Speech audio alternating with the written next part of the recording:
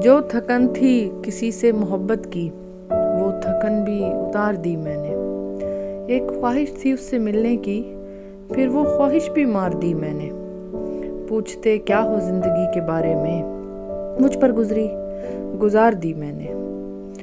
कितना एक बंदा थक जाता है ना दूसरे इंसान के पीछे भागते भागते, और उसको तो हम में कोई इंटरेस्ट ही नहीं होता।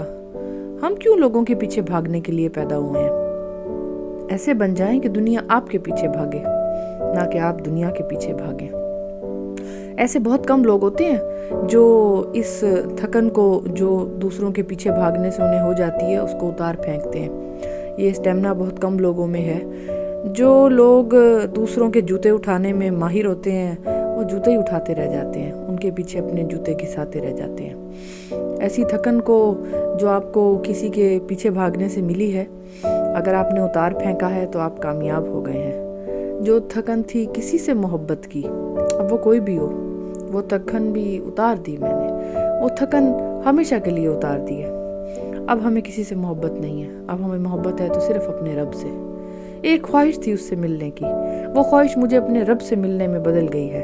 अब मुझे किसी इंसान से नहीं मिलना। फिर वो ख्वाहिश भी मार दी मैंने।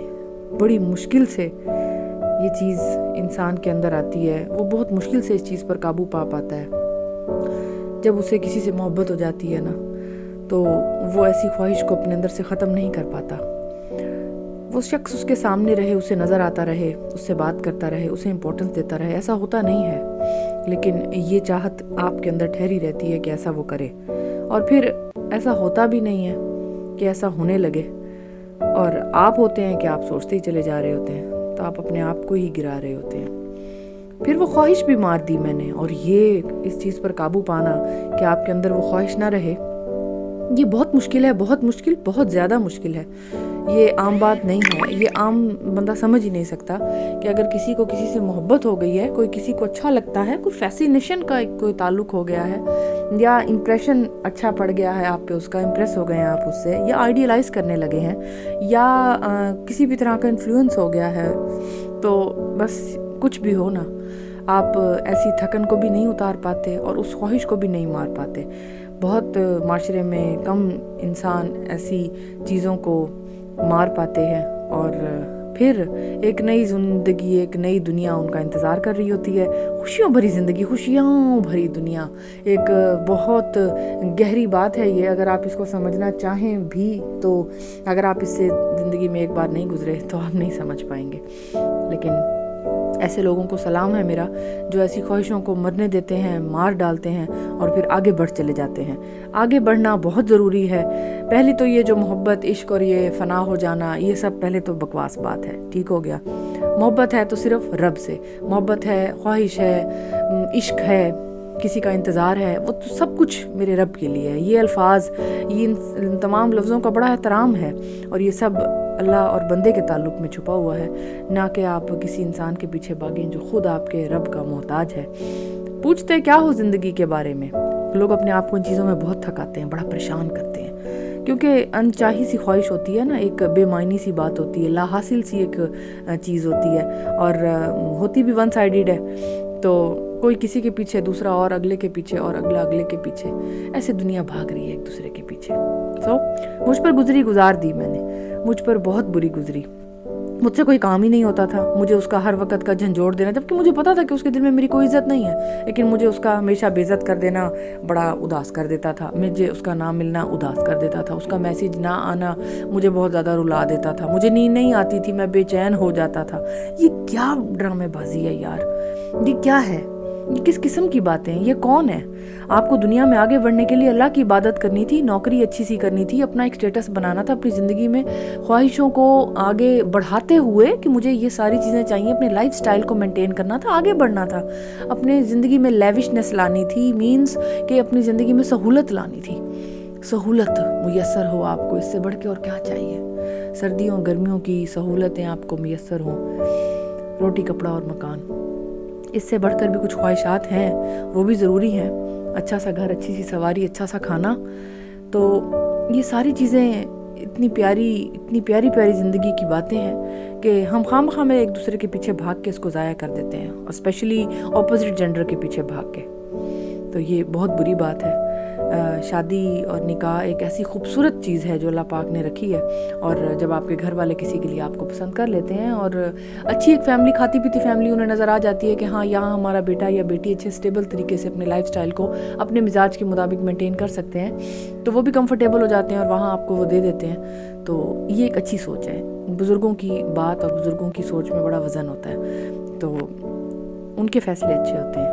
یہ جو انسان خود سے ایک تھکن پال لیتا ہے نا, محبت کی تھکن, کسی کے پیچھے بھاگنے کا ایک بالکل, یہ شعور سے ہٹ کے باتیں ہیں, یہ فضول باتیں ہیں. اور ایک ایسی خواہش پال لینا, مت کریں ایسا.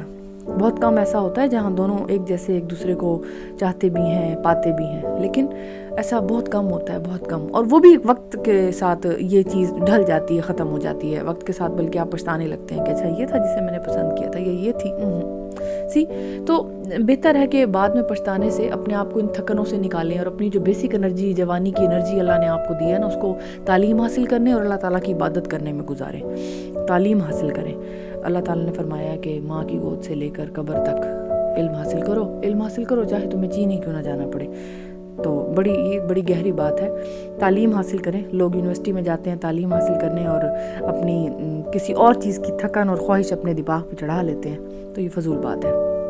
اور دنیا جاتی ہے باہر پڑھنے اور کسی اور چیز کی تھکن اور خواہش اپنے دل پہ چڑھا آتی ہے, اور پھر اپنی زندگی کو اسی ایک محور کے ارد گرد گھماتے, کیونکہ ایک یہ جو نوجوان خون ہے نا, یہ بڑا جوش والا ہے, بڑا انتھوزیاسٹک ہے, بڑا موٹیویٹڈ ہے, لیکن صحیح ڈائریکشنز بڑوں کا ان کو پرووائڈ کرنا بہت ضروری ہے. تو بڑوں کو اپنا فرض ادا کرنا چاہیے, ڈائریکشنز دینی چاہیے, نہیں کب کرنا ہے, کیا کرنا ہے, اور کیوں کرنا ہے, اور کتنا کرنا ہے, اور کیسے کرنا ہے, اور تو پڑھائی کتنی ضروری ہے, لائف سٹائل کیسے مینٹین کرنا ہے, کیا کرنا ہے, کیوں کرنا ہے, اور کتنا کھانا ہے, کتنا پینا ہے, کتنا سونا ہے, کتنی پڑھائی کرنی, کتنا اللہ کو یاد کرنا ہے, کتنے دوست بنانے ہیں. ہر لمحے کی ایک والدین پر ضروری ہے, ایک فرض ہے ان کا کہ وہ بچے کو یہ چیزیں بتائیں اور اس کو اسی طرح کا ایک اسٹیبل لائف سٹائل پرووائڈ کریں. انوائرمنٹ سے انسان سیکھتا ہے, سنی سنائی اس کے کان میں نہیں جاتی, بتانا پڑتا ہے, دکھانا پڑتا ہے. آپ نماز پڑھیں گے وہ بھی پڑھے گا, آپ کچھ بھی اچھا کریں گے تو وہ بھی کرے گا, آپ گالی گلوچ کریں گے اور گھر میں وائلنس رکھیں گے تو آپ میں اس کی شخصیت میں بھی یہی سب کچھ آ جائے گا. بچوں کے ساتھ پورا اعتماد طریقے سے بات کرتے ہوئے, اپنی زندگی کو آگے بڑھاتے ہوئے, گھر کے سارے ماحول کو بڑے خیالاتی طور پر پروان چڑھاتے ہوئے اللہ کی یاد میں, تو یہ بڑے آپ کامیاب انسان بنیں گے. اور اسی طرح جو آپ کے نیچے آپ کے بیٹا یا بیٹی آپ کے اللہ نے سپرد کیے ہیں, اور وہ آپ ایک خوبصورت درخت ہیں اور آپ کی چھاؤں میں اگر وہ بڑے ہو رہے ہیں, تو بس پھر وہ ایک معاشرے کا اچھا انسان بن کر سامنے آئے گا, نہ کہ محبت کی تھکن اور خواہش لے کر, اور جس میں اس کو کچھ بھی نہیں ملا. اکثر لوگ ایسی ٹینشنوں سے نشے کا شکار ہو گئے, اکثر لوگ ایسی ٹینشنوں میں خودکشی کر بیٹھے, اکثر لوگ لڑکے اور لڑکیاں ایسی ٹینشنوں میں اپنی زندگی کو برباد کر بیٹھے.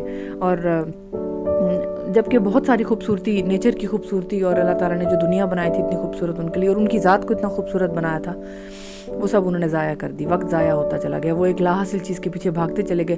جبکہ اور کئی لوگ ایسی لا حاصل کے پیچھے بھاگ بھی رہے ہیں اور انہیں حاصل بھی ہو جاتا ہے, تب بھی ایسا لگتا ہے کہ حاصل ہو کر بھی وہ بات نہیں رہی, مزہ نہیں آیا, اچھا نہیں لگا. وہ تو یہ میں تو پتہ نہیں اس کو کہاں بٹھا دیا تھا اپنے دماغ میں بڑا اوپر, لیکن ایسا کچھ تھا نہیں. تو بہتر ہے کہ جو آپ کے اچھے ریلیشن شپس ہیں, جس میں سمجھ لیں کہ حرام تعلقات نہیں ہیں, اور بالکل اپنے ماں باپ کی مرضی شامل ہے, اللہ پاک کی مرضی شامل ہے, پھر اس میں آپ کو بھی ایسی اچھی چیزیں مل گئیں اور آپ کو بھی ان کی عادی ہو گئے ہیں آپ ان کے, اور آپ کو ان کی عادت ہو گئی ہے. تو یہ دیکھیں نا, یہ ہے خوبصورتی زندگی کی. اس کو خوبصورتی سے انجوائے کرتے چلے جائیں, اور اس کو آگے یوں سمجھ لیں کہ اللہ تعالیٰ کا شکر ادا کرتے چلے جائیں کہ اللہ تعالیٰ اتنی خوبصورت اسٹیبل زندگی تو نے مجھے پرووائڈ کر دی.